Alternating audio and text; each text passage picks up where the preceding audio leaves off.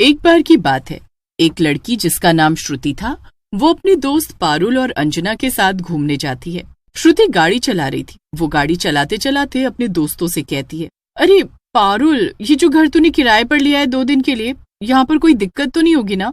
मैं तो कह रही थी कि होटल ही बुक कर लेते। अरे पर श्रुति, वो गांव है, वहाँ होटल नहीं मौजूद है, और ये घर ना गांव से थोड़ी दूर जो जंगल है उसके बीचों बीच है। यहाँ पार्टी करने में बड़ा मजा आएगा, वहाँ पर आसपास हमें टोकने वाला भी कोई नहीं होगा। अरे पारुल, पर मुझे तो ऐसी जगह पर बड़ा डर लगेगा। तुझे इतना सुनसान घर लेने की भी क्या जरूरत थी? क्या तू भी अंजना, भला इसमें डरने जैसा क्या है? हम दोनों हैं तो चल, बहुत मजा आएगा। आखिरकार ये पार्टी मेरी नौकरी लगने की खुशी में जो है। हाँ भाई श्रुति, अच्छा है, तू इतनी समझदार है। अब मैं और अंजना तो पढ़ाई में इतने अच्छे हैं नहीं, हम तो शादी करेंगे, लेकिन तूने हमेशा पढ़ाई में टॉप किया और अब इतनी अच्छी नौकरी, पार्टी करना तो बनता है। तीनों सहेलियां हंसने लगती हैं और थोड़ी ही देर में वो लोग उस जंगल के बीच मौजूद घर पर पहुंच जाती हैं। वो घर काफी पुराना और खंडहर जैसा लग रहा था, जैसे बहुत समय से खाली पड़ा हो। अरे ये क्या, इस घर की हालत ज्यादा ठीक नहीं लग रही श्रुति। अरे चिंता मत कर पारुल, ये जो घर का मालिक है उसने मुझे फोन पर बताया था कि घर के अंदर सारा खाने पीने का सामान मौजूद है, हमें कोई भी परेशानी नहीं होगी। क्या? तो फिर वो खुद हमें छोड़ने क्यों नहीं आया? हाँ, ये तो काफी अजीब बात है कि वो खुद यहाँ नहीं आया। अरे दोस्तों, वो असल में ना गांव वालों को लगता है कि ये घर भूतिया है, इसलिए ना वो घर का मालिक यहाँ नहीं रहता। वो तो घर बेचना चाहता है, मगर कोई ये घर लेता ही नहीं।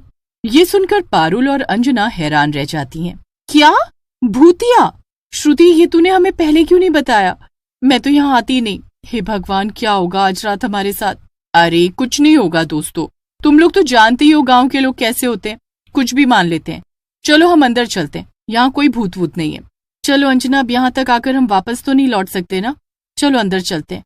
अगली बार से मैं ही होटल बुक करने का काम करूंगी, इस श्रुति को नहीं करने दूंगी। तीनों घर के अंदर चली जाती हैं।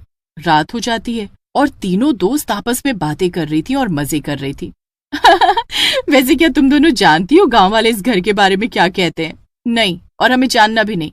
पारुल, इससे बोलो कि ये चुप हो जाए। अरे अरे अंजना, डर मत, मैं हूं ना। और श्रुति, ये सब छोड़ना। अरे सुनो ना, लोग मानते हैं कि इस घर के अंदर एक भविष्यवाणी करने वाली चुड़ैल रहती है। क्या? इसका क्या मतलब? अरे इसका मतलब ये कि पहले इस घर में एक औरत रहा करती थी जिसका नाम था कामिनी। कामिनी को लोगों के हाथ देखकर उनका भविष्य बताना आता था। वो हमेशा लोगों का एकदम सही भविष्य बताती थी, इसीलिए गांव के सभी लोग उसके पास आते थे। लेकिन एक दिन गांव का सरपंच, जो कि बहुत ताकतवर था, वो अपनी पत्नी के साथ कामिनी से मिलने आया। लेकिन सरपंच की पत्नी का हाथ देखकर कामिनी ने ये कह दिया कि उसके भविष्य में सरपंच की पत्नी और उसके बच्चों की मौत हो जाएगी। इस बात से सरपंच बहुत गुस्सा हो गया और वापस चला गया। कुछ दिन बाद सचमुच ही सरपंच और उसकी पत्नी की मौत हो गई। ये सुनकर अंजना बहुत डर जाती है। क्या? हाँ और क्या? ओहो, लेकिन फिर इस घर का मालिक वो कौन है? अरे वो तो दूसरे गांव से आया था और उसने ये घर खरीद लिया। वैसे दोस्तों, एक बात बताऊं, मुझे भी हाथ देखकर भविष्य देखना आता है। ये सुनकर पारुल कहती है, क्या सच में श्रुति? हाँ और क्या, लाओ अभी पढ़कर बताती हूँ। असल में श्रुति को हाथ पढ़ना नहीं आता था, पर अंजना और पारुल को डराने के लिए वो मजाक करने लगती है। अच्छा ठीक है, ये लो फिर देखकर बताओ। जैसे ही श्रुति पारुल का हाथ पकड़ती है और उसे पढ़ने का नाटक करने लगती है, अचानक से सारे घर की लाइट चली जाती है। अरे ये क्या हुआ? श्रुति, मेरा हाथ छोड़ो, मैं टॉर्च लाइट ढूंढती हूँ। हाँ जल्दी से लाइट जला पारुल, मुझे अंधेरे में बहुत डर लग रहा है। लेकिन श्रुति पारुल का हाथ छोड़ ही नहीं रही थी। अरे श्रुति, हाथ छोड़ी, क्या कर रही है तू? तभी अचानक से लाइट आ जाती है और अपने सामने का नजारा देखकर पारुल और अंजना हैरान रह जाती हैं। सामने पारुल की जगह एक चुड़ैल बैठी हुई थी और उसने पारुल का हाथ पकड़ रखा था। बचाओ बचाओ, अंजना बचाओ, श्रुति। अरे क्या हुआ? अब तुझे हाथ देखकर अपना भविष्य नहीं जानना? नहीं, प्लीज मुझे छोड़ दो, हम लोग अभी यहाँ से चले जाएंगे। अरे ऐसे कैसे? रुक, अभी देखती हूँ तेरे हाथ में क्या लिखा है। चुड़ैल बड़ी ध्यान से पारुल का हाथ पढ़ने लगती है। अरे इसमें तो लिखा है कि तुम्हारी दोस्त अब कभी तुम्हें वापस नहीं मिलेगी। तुमने अपनी एक दोस्त को खो दिया। ये सुनकर पारुल और श्रुति बहुत ज्यादा डर जाती हैं। और अब मैं तुम दोनों का भविष्य देखूंगी और ये बताऊंगी कि तुम्हारी मौत कैसे होगी, और फिर उसी तरह से मैं तुम्हें मार दूंगी। ये सुनकर पारुल और अंजना बहुत डर जाते हैं और वो दोनों दरवाजे की तरफ भागते हैं, मगर दरवाजा बंद था और वो दोनों जंगल के बीचों बीच इस भविष्य बताने वाली चुड़ैल के साथ फंस गए थे। ओह, अब तुम्हारे पास कोई और रास्ता नहीं है। अब जल्दी से आकर यहाँ बैठ जाओ। तुम्हारे हाथ की लकीरें कहती हैं कि तुम्हारी जिंदगी की एक नई शुरुआत होने वाली थी, लेकिन उससे पहले तुम्हें 2 बड़ी बड़ी मुसीबतों का सामना करना पड़ेगा। अगर तुम वो नहीं कर पाई तो अंजाम मौत होगा, वो भी पानी में डूबने से। क्या? पर यहाँ आसपास तो कोई नदी भी नहीं है। बेवकूफ लड़की, चुप कर। ये मेरा घर है और यही पास में एक कुआं भी है। ला, अब मैं तेरा हाथ देखूंगी। क्या? नहीं नहीं, मुझे नहीं दिखाना।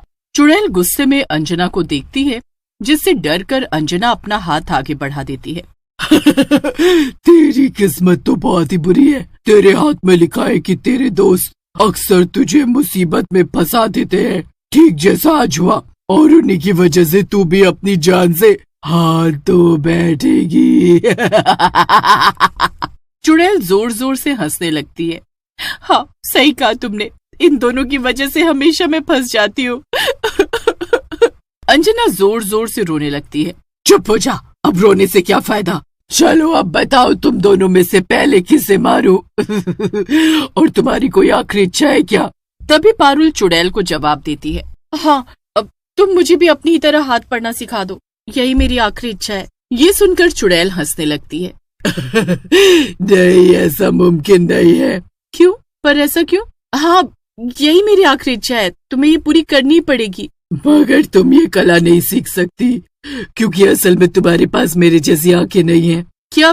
क्या मतलब? मेरे परिवार की औरतों में खास शक्ति थी। असल में मैं लोगों का भविष्य उनका हाथ देखकर नहीं बताती थी, बल्कि उन्हें देखकर ही बता सकती थी। मेरी माँ, मेरी नानी, उन सब के पास ये शक्ति थी और मुझे भी ये शक्ति उनसे ही मिली थी। इसलिए तुम ये कला नहीं सीख सकती, क्योंकि तुम्हारे पास मेरे जैसी आंखें नहीं है। मेरी सारी शक्ति तो इनमें ही है। ये सुनकर पारुल समझ जाती है कि उस चुड़ैल को किस तरह से हराना है। वो अंजना की तरफ इशारा करती है और उससे कहती है कि वो भी अपनी आखिरी इच्छा बताए। अच्छा ठीक है, फिर तुम मेरी आखिरी इच्छा पूरी कर दो, हमें श्रुति से मिलवा दो। हम जानते हैं कि वो अभी मरी नहीं है, बस आखिरी बार। अच्छा ठीक है, फिर ये लो। तभी चुड़ैल श्रुति के शरीर से बाहर आ जाती है और श्रुति को होश आ जाता है। दोस्तों, ये भी क्या हुआ था दोस्तों? तभी श्रुति की नजर चुड़ैल पर पड़ती है और वो डर के मारे कांपने लगती है। चुड़ैल, भविष्यवाणी करने वाली चुड़ैल, भागो! अब क्या भागो? ये सब तेरी वजह से हुआ है श्रुति, मैं तुझे छोड़ूंगी नहीं। रुक, अभी बताती हूँ। अंजना श्रुति के बाल नोचने लगती है। ये क्या कर रही है तू अंजना? छोड़ मुझे, छोड़। ये ले। श्रुति भी अंजना के बाल नोचने लगती है। दोनों दोस्त आपस में एक दूसरे से बुरी तरह लड़ने लगती हैं। ये देखकर चुड़ैल और पारुल दोनों दंग रह जाती हैं। अरे अंजना, ये तो क्या कर रही है? रुक जा। भला तू श्रुति के बाल क्यों नोचने लगी? नहीं, मैं इसे नहीं छोड़ूंगी आज तो। अरे अगर तुझे इससे इतनी नफरत थी तो इसे वापस क्यों बुलाया? वो इसलिए ताकि मैं खुद इससे बदला ले सकूं। ये हमेशा मुझे फंसा देती है। और तुमने ही तो कहा था कि मेरी मौत मेरी इन दोस्तों की वजह से होगी, तो क्या मैं मरने से पहले अपना बदला भी ना लूं? इसीलिए ये मेरी आखिरी इच्छा भी थी। अरे अंजना, तू पागल हो गई है क्या? भला मैंने क्या किया? और मैं तुझे नहीं फंसाती अंजना, तू खुद ही इतनी बेवकूफ है, उसमें मैं क्या करूं? अरे तुम दोनों रुक जाओ, रुको वरना अच्छा नहीं होगा। जब चुड़ैल का ध्यान पूरी तरह से अंजना और श्रुति में था, इतनी देर में पारुल जाकर किचन से 2 चाकू ले आती है। ए चुड़ैल, जरा इधर तो देख। जैसे ही चुड़ैल पीछे मुड़ती है, पारुल उसकी आंखों में 2 चाकू घुसा देती है, जिससे चुड़ैल की आंखें फूट जाती हैं और उससे खून बहने लगता है। ये क्या किया? मेरी आंखें, मेरी जादुई आंखें, मेरी शक्तिशाली आंखें। तूने ही कहा था ना कि तेरी सारी शक्ति तेरी आंखों में है, तो ये ले चुड़ैल। कुछ ही देर में चुड़ैल तड़प तड़प कर मर जाती है और गायब हो जाती है। ये चुड़ैल तो मर गई, लेकिन अंजना तू मुझसे लड़ी क्यों?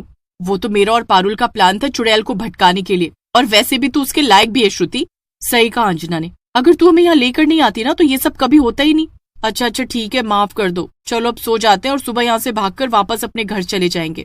तीनों शांति से सो जाते हैं और अगले दिन चुड़ैल के घर से बहुत दूर चले जाते हैं।